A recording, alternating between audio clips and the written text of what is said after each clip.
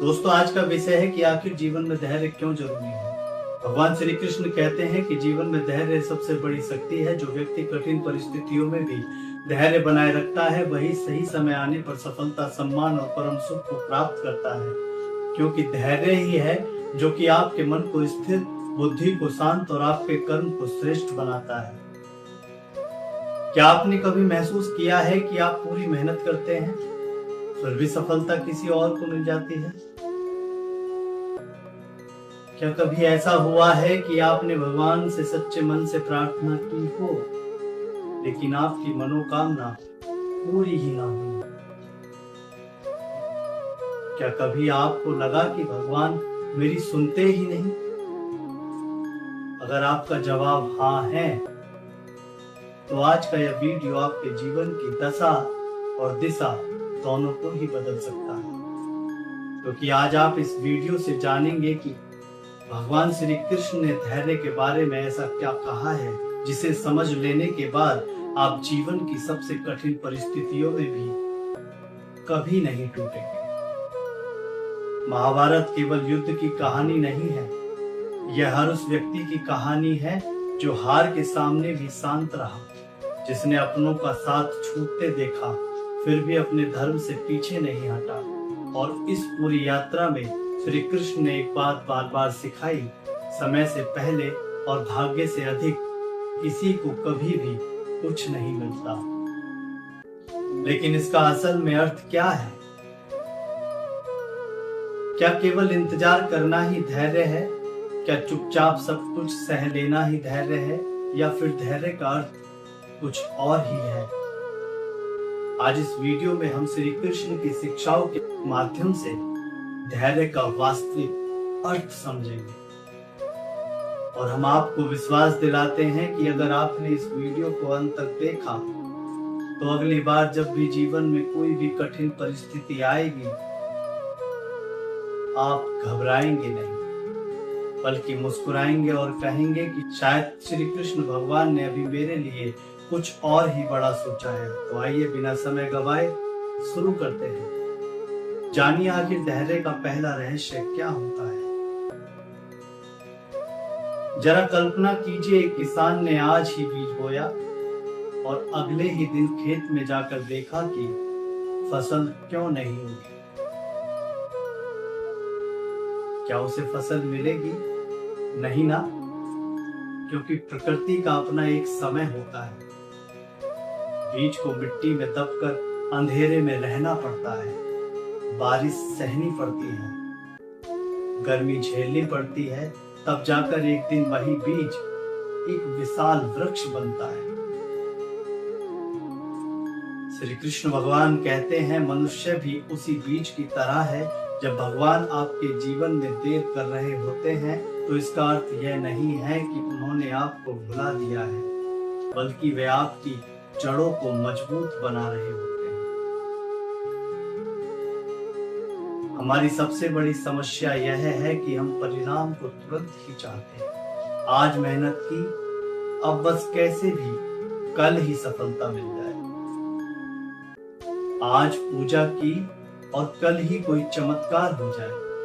लेकिन श्री कृष्ण समझाते हैं कि जो चीज जल्दी मिलती है, वह अक्सर जल्दी चली भी जाती है। जरा सोचिए, अगर अर्जुन युद्ध शुरू होने से पहले ही घबरा कर मैदान छोड़ देते, तो क्या वह इतिहास के महान धनुर्धर कहलाते? नहीं ना। अर्जुन को महान बनाया उनके धैर्य ने, उनके विश्वास ने, और सबसे बढ़कर उनके गुरु और श्री कृष्ण के प्रति उनके अटूट विश्वास। इसलिए जब भी जीवन में देर हो रही हो, तो यह मत सोचिए कि भगवान ने मुझे छोड़ दिया, बल्कि अपने मन से कहिए, शायद अभी हमारा समय आया ही नहीं। और याद रखिए, सूरज भी रोज सही समय पर ही निकलता है। यदि सूरज आधी रात को ही निकल जाए, तो पूरी दुनिया का संतुलन पूरी तरह से बिगड़ जाए। ठीक उसी प्रकार भगवान भी आपको वही देते हैं जब आप उसे संभालने योग्य बन जाते हैं। इसलिए धैर्य केवल इंतजार नहीं है, धैर्य उस विश्वास का नाम है जिसमें व्यक्ति बिना घबराए अपना कर्म करता रहे, क्योंकि उसे भरोसा होता है कि श्री कृष्ण कभी भी अन्याय नहीं करते। अधीर व्यक्ति ही हमेशा सबसे बड़ी गलती करता है। भगवान श्री कृष्ण कहते हैं, मनुष्य की सबसे बड़ी कमजोरी उसकी अधीरता है।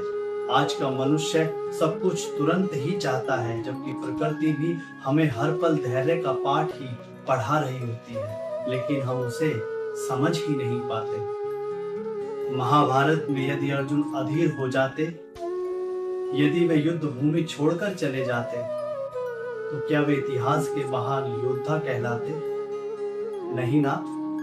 अर्जुन महान योद्धा इसलिए बने क्योंकि उन्होंने अपने भय से बड़ा अपना विश्वास रखा। उन्होंने अपने संदेह से बड़ा श्री कृष्ण के वचनों पर भरोसा किया।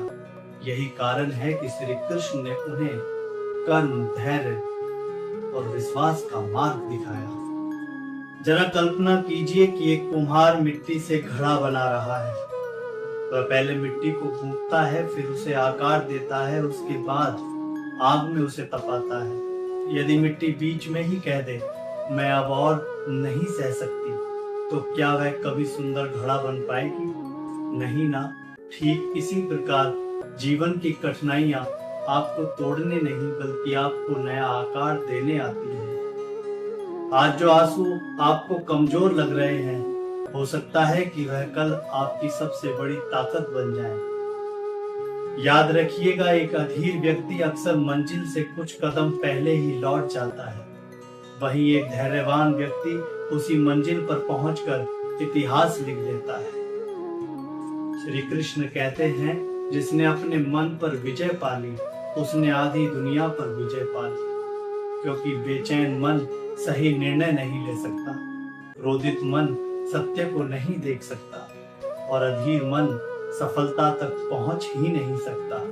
इसलिए जब भी आपको लगे कि अब सब खत्म हो गया, बस एक पल के लिए अपनी आंखें बंद कीजिए, श्री कृष्ण का स्मरण कीजिए और स्वयं से कहिए, मैं परिणाम का नहीं, अपने कर्म का अधिकारी हूं। मेरा समय भी अवश्य आएगा। लेकिन दोस्तों, सच ये भी है कि धैर्य बनाए रखना हर इंसान के बस की बात नहीं होता, या कह लीजिए उसके लिए आसान नहीं होता। ऐसे समय में मन बार बार हार मारने लगता है। तो प्रश्न यह है कि जब पूरा संसार आपके विरुद्ध दिखाई दे, तब धैर्य कैसे बनाया रखें? श्री कृष्ण ने इसका भी अद्भुत उत्तर दिया है, और वही उत्तर अगले भाग में आपके मन का हर भय समाप्त कर देगा। तो जानिए, जब पूरा संसार आपके विरुद्ध दिखाई दे, तब धैर्य कैसे बनाए रखें? दोस्तों, आपके जीवन में एक समय ऐसा अवश्य आता है जब अपने भी पराये लगने लगते हैं। मेहनत का फल नहीं मिलता, रिश्तों में विश्वास टूट जाता है और मन बार बार कहता है अब मुझसे नहीं होगा। यही वह क्षण होता है जब अधिकांश लोग हार मान लेते हैं। लेकिन श्री कृष्ण कहते हैं, जिसने इस क्षण स्वयं को संभाल लिया, उसे कोई पराजित नहीं कर सकता। जरा सोचिए, महाभारत के युद्ध में अर्जुन के सामने कौन कौन खड़े थे? उनके सामने खड़े थे उनके अपने गुरु द्रोणाचार्य, पितामह भीष्म, मित्र और रिश्तेदार, जिन्हें अपने सामने देख अर्जुन का मन विचलित हो गया, हाथ कांपने लगे और अंत में उन्होंने अपना गांडीव ही नीचे रख दिया। उन्हें लगा इस युद्ध को लड़ने से अच्छा है कि मैं सब कुछ छोड़ दूं। लेकिन उसी समय श्री कृष्ण मुस्कुराए। उन्होंने अर्जुन से कहा, अर्जुन, तुम्हारी सबसे बड़ी लड़ाई सामने खड़ी उस सेना से नहीं है, बल्कि तुम्हारे अपने मन से है। यही तो वो बात है जो कि आज हम सब पर भी लागू होती है। हमारी हार परिस्थितियों से नहीं होती, हमारी हार तो तब होती है जब हम अपने मन की नकारात्मक आवाज पर विश्वास कर लेते हैं। दोस्तों, यदि समुद्र की लहरों से डरकर नाव किनारे ही खड़ी रहे, तो वह कभी अपनी मंजिल तक पहुंच ही नहीं सकती। यदि पक्षी गिरने के डर से उड़ना ही छोड़ दे तो वह कभी आसमान को छू ही नहीं सकता, और यदि मनुष्य असफलता के डर से प्रयास करना ही छोड़ दे तो सफलता उसके जीवन का दरवाजा कभी खटखटा ही नहीं सकती। श्री कृष्ण कहते हैं, डर का अंत विश्वास से होता है और विश्वास का जन्म धैर्य से होता है। इसलिए जब भी जीवन आपको चारों ओर से घेरे तो घबराइए मत। अपने आप से केवल 3 प्रश्न पूछिए। पहला, क्या यह कठिन समय हमेशा रहने वाला है? तो जवाब मिलेगा नहीं। दूसरा, क्या मैं पहले भी कठिन परिस्थितियों से बाहर निकला हूं? तो जवाब मिलेगा हाँ। तीसरा, यदि तब भगवान ने मेरा साथ दिया था तो क्या आज वो मुझे अकेला छोड़ देंगे? तो जवाब मिलेगा कभी भी नहीं। यही तो वो विश्वास है जो कि आपके मन में एक नया साहस भर देता है। याद रखिए, भगवान कभी भी उस व्यक्ति का साथ नहीं छोड़ते जो कठिन समय में भी भगवान के ऊपर विश्वास और उनका साथ नहीं छोड़ता। इसलिए जब परिस्थितियां आपके विरुद्ध हो तो शिकायत कम कीजिए और विश्वास अधिक रखिए, क्योंकि जिस कहानी को भगवान स्वयं लिख रहे हो उसका अंत हमेशा सुंदर ही होता है।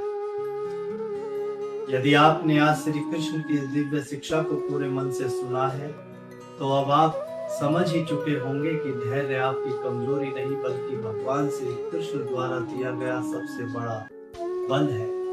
याद रखिए, जब जीवन आपकी परीक्षा ले रहा हो तब बिल्कुल भी घबराइए मत। जब लोग आपका साथ छोड़ दें तब निराश मत होइए। जब सफलता देर से मिले तब अपने कर्म मत छोड़िए, क्योंकि श्री कृष्ण कहते हैं, जो व्यक्ति धैर्य के साथ अपने धर्म और कर्म पर अडिग रहता है, समय स्वयं उसके पक्ष में खड़ा हो जाता है।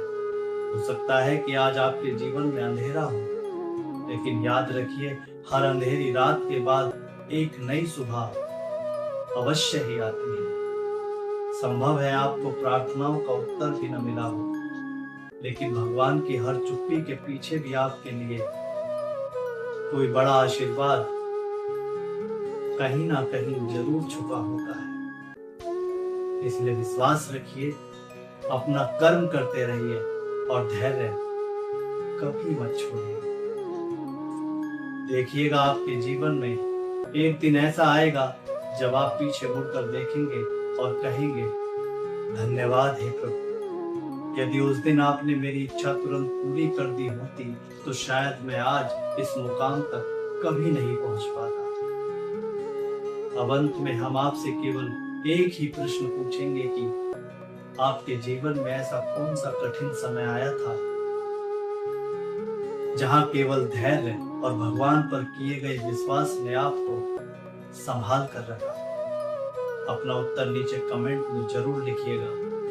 और यदि आप पूरे विश्वास के साथ मानते हैं कि श्री कृष्ण हर परिस्थिति में अपने भक्तों का साथ देते हैं तो कमेंट में केवल एक शब्द लिखिए, और वो शब्द केवल ये लिखिए, हे माधव, आप सबकी सुनते हो। याद रखिएगा, आपका एक एक कमेंट न केवल आपकी आस्था का प्रतीक होगा बल्कि किसी ऐसे व्यक्ति को भी हिम्मत देगा जो इस समय कठिन दौर से गुजर रहा हो। वीडियो को अंत तक देखने के लिए अरुण यादव की तरफ से आप प्यार भरी राधे राधे, नमस्कार।